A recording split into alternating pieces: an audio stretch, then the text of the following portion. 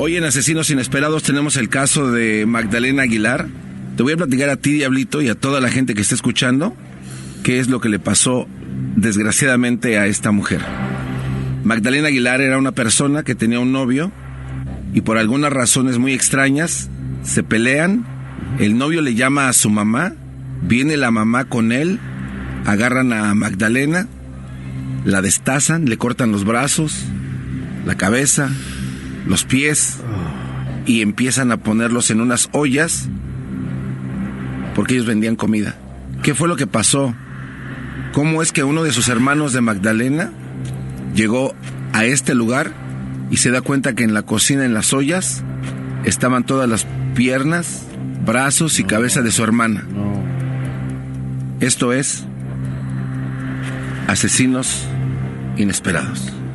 Aguilar, la nutrióloga asesinada y cocinada en Taxco, fue encontrada en partes en este lugar. Pues hay avances de la investigación. Fue detenida no su expareja, a quien señalan como el principal responsable, sino su suegra. Pablo Maldonado, ¿en qué va esta historia, esta terrible historia? Buenas noches, Pablo. Hola, ¿qué tal, Azucena? Buenas noches. Efectivamente, como ya bien comentas, después de varias horas después del hallazgo del cuerpo de Magdalena Aguilar en Taxco de Alarcón y que la Fiscalía guardara silencio, el fiscal general del Estado, Javier Olea, da una conferencia de prensa en donde da datos reveladores, entre ellos el que tú acabas de dar, de la detención de la ex suegra de la asesinada, allá mismo en Taxco de Alarcón, pero también da a conocer a Azucena que la Fiscalía General del Estado está ofreciendo la cantidad de 500,000 pesos para la persona que aporte datos que logre la captura de pues la expareja de esta mujer que fue asesinada ayer en Taxco de Alarcón. Además, también, Azucena, como actualización, déjame decirte que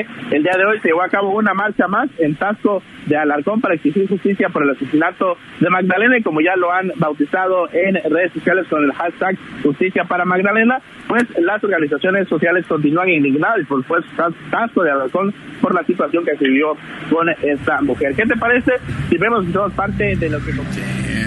Así lo anunciaban las noticias. Magdalena pierde la vida en manos de su esposo. ¿Pero qué pasó? ¿Cuándo sucedió? ¿Qué es lo que llevó a Magdalena a reunirse otra vez con este hombre que ya tenía un antecedente que la trataba mal? ¿Por qué le quitó la vida? ¿Por qué crees que ella terminó en pedazos? Pero no nada más de las manos de su novio, sino la mamá del novio ayudó para que esto sucediera. Al regresar, más de Asesinos Inesperados. Volvemos.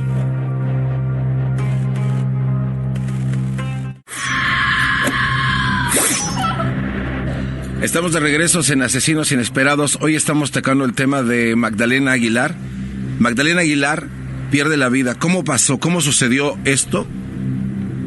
Todo comenzó el 13 de enero del 2018. 3 años después de haber estado separados. Magdalena le dice a sus hijos, vamos a ir con su papá porque aunque estemos separados, yo creo que ustedes tienen que pasar tiempo con él. Magdalena lleva a sus hijos a la casa del padre y luego fue a dar unas consultas particulares porque ella era nutrióloga. De repente acordó pasar por los niños al Zócalo del Pueblo Mágico, a donde llegó César. Extrañada, esta Magdalena se dirige a la casa de su exesposo, que se ubicaba en la calle Guadalupe, en el barrio de Los Adobes, en donde se veía que ahí estaba, y ella jamás hubiera sabido que ahí, precisamente, sería la última vez que iba a estar con vida. La madre de la joven envió varios mensajes de texto a su hija, pero una vez que las llamadas se dirigieron al buzón, la preocupación empezó a llegar a la familia y al hermano de Magdalena. La mamá tuvo una corazonada, Diablito, de esas veces como que tú, como padre, sientes que algo está mal, y empezó a sentir eso. Ella dijo, aquí anda algo mal, y le llegó esta corazonada porque días anteriores había visto que Magdalena había llegado a la casa con rasguños. Entonces le preguntaba, oye, ¿esos rasguños de dónde tienen? Y Magdalena jamás dijo, es que me pasó esto o me pasó lo otro. Fue hasta cuando llega la Procuraduría y reconocen que efectivamente Magdalena estaba extraviada, Magdalena estaba perdida. El novio, cuando llega con los niños a la casa, tienen una discusión y es cuando se cree que dicen las autoridades que ahí fue donde le quitó la vida. en la discusión. A él no le gustaba mucho que ella fuera nutrióloga, era un hombre celoso, posesivo, y dijo que a él no le gustaba que estuviera haciendo ese tipo de trabajo. El hermano se entera de lo que pasa, sabe de la dirección y se dirige hasta la casa. Y él explica cómo fue que encontró a su hermana.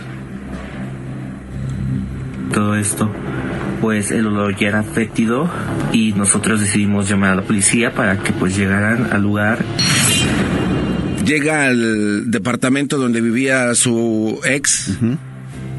Lo primero que huele es un olor extraño, como a echado a perder, como a podrido. Es cuando él decide hablarle a la policía, pero aparte del olor, ¿qué es lo que más encontró? El hermano de Magdalena. Aquel día, durante la mañana, encontramos el cuerpo de mi hermana hecho pedazos. Ahorita al regresar llegamos con lo que vio el hermano. Esto es Asesinos Inesperados. Aquel día, durante la mañana, encontramos el cuerpo de mi hermana hecho pedazos, cocinado de sus extremidades cocinadas en una propiedad que era de César, donde él según vendía como botanas y cerveza y todo esto. Pues el olor ya era fétido y nosotros decidimos llamar a la policía para que pues llegaran al lugar. La desmembraron, la cocinaron y sus restos estaban dentro de las cacerolas en donde presuntamente se había preparado un pozole. La suegra de Magdalena fue detenida de inmediato y sentenciada a 40 años de prisión, pero César estuvo prófugo de la justicia y por más de 4 años, lo que desató la emisión de la ficha de búsqueda de la Interpol hasta el 9 de julio del 2022, que fue cuando la encontraron en Tijuana.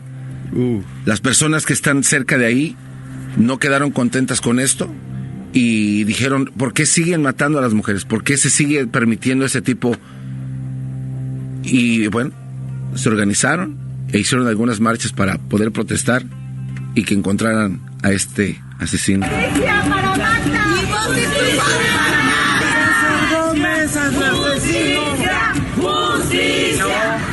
En este momento exijo justicia por mi hermana para que César Gómez Arciniega, el culpable del asesinato de mi hermana, él caiga, la policía lo encuentre y le haga pagar. ¡Estamos contigo!